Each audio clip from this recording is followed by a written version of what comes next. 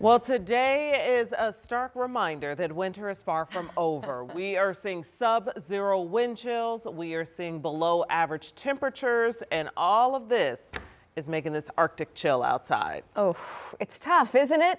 We feel you. Gosh. Good afternoon. I'm Felicia Lawrence. And I'm Jenny Renovich in today for Dustin Grove. Thanks for watching 13 News at 4. Hopefully you're warm and snuggled inside and not outside. But if you do have to go outside, we want to get you ready. So we want to start with meteorologist Sean Ash tracking this bitter cold. It's really, back down into the doldrums here. Yeah, I mean, look, even for someone like myself, who likes winter, I think by the end of this week, I'll be ready. I'll be ready with you, Felicia. Yes. Oh, look at that. Yes, let's do it, friends. Let's get warmer together. This would have been a nice week to maybe plan a vacation somewhere on a beach because, my goodness, those wind chills this morning grabbed your attention, and we got several more to go through here. Let's show you the satellite radar, and we'll get you ready for tomorrow morning as well because, more sub-zero wind chills here, friends. Not uncommon to get this here in middle of February, but maybe not necessarily welcomed at this point in time. So I've got visible satellite with radar. A lot of these returns are not going to reach the ground, but before tomorrow morning, there will be a little bit of light snow. And we think that's going to be a little more focused just south and southwest of I-74.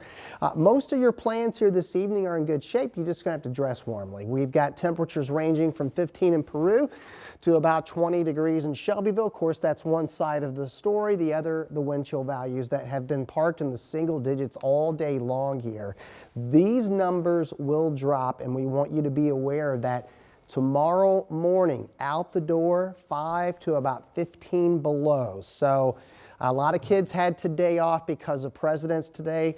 Tomorrow, they're going to have to be dressed very warmly. You will too, as we have another bitter start here. Now, as we go through the next 72 hours, winter storm warnings to our south and southwest. That gives you an idea of the heavy snow path.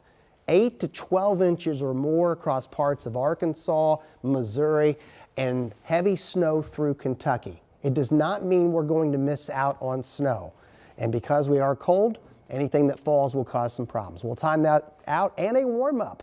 Got to have a little optimism in the 7-day forecast in a few minutes.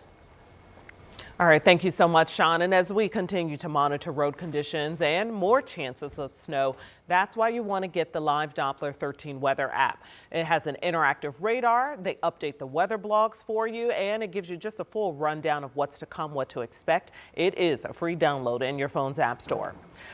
Now on to more news, that breaking news that we are receiving out of Toronto, Canada. Yeah, this is where police say that a Delta flight had some sort of incident while landing in Toronto. This at Toronto Pearson International Airport today.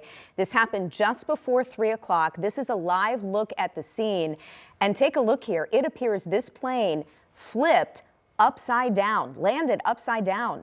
You can see emergency crews are on scene right now. Officials say 8 people were injured when this happened, one of them critically. The plane actually originated in Minnesota and then was headed to Toronto. Of course, we'll continue to monitor this breaking news, a plane upside down. We'll have the latest for you coming up tonight at 5 o'clock.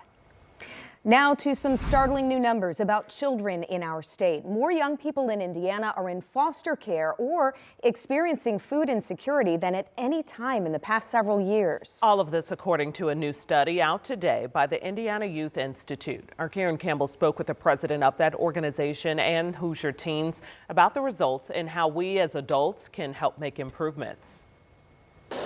This is a very detailed report highlighting not only the challenges that our youth have faced here in Indiana, but also the advancements made over the last 2 years. The world is changing. Inside the House chamber at the Indiana State House, there's a lot to feel good about. Indiana Youth Institute President and CEO Tammy Silverman going over the newest State of the Child report. The data collected from public reports shows how youth fare in categories like education, health and family, and community.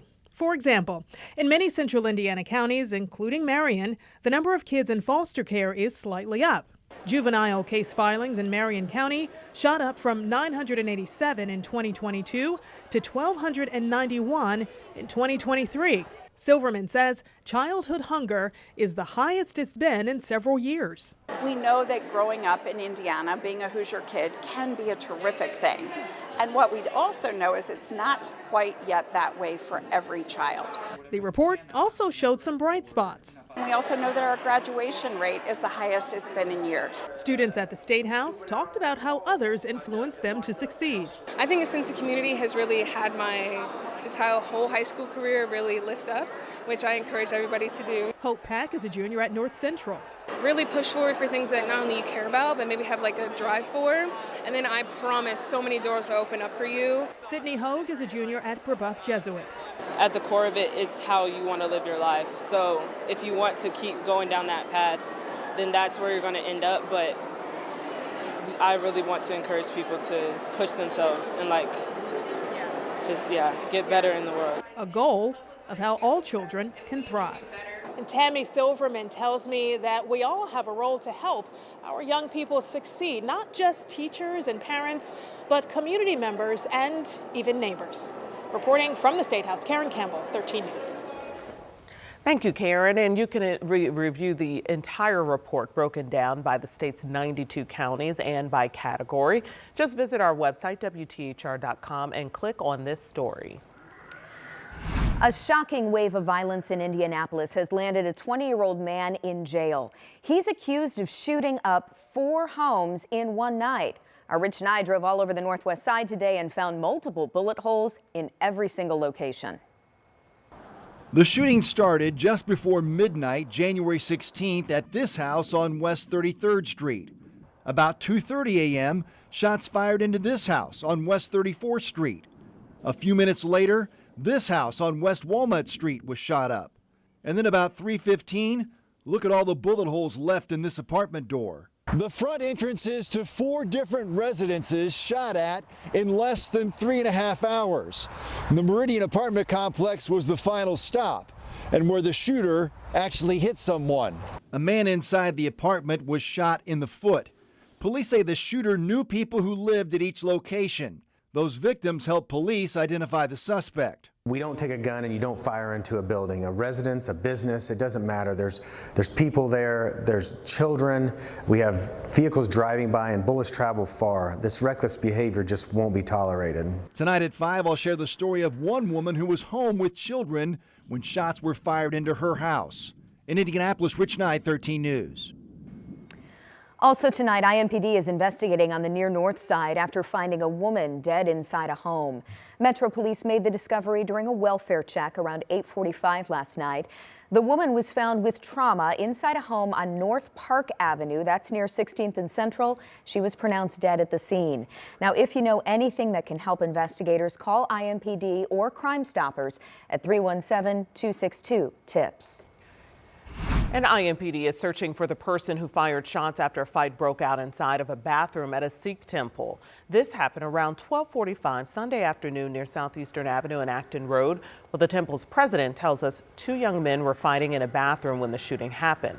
The president says weapons are not allowed in the temple, and he also says they are now putting signs up to remind people of that. Metro Police say the 2 people involved knew each other. The victim now recovering.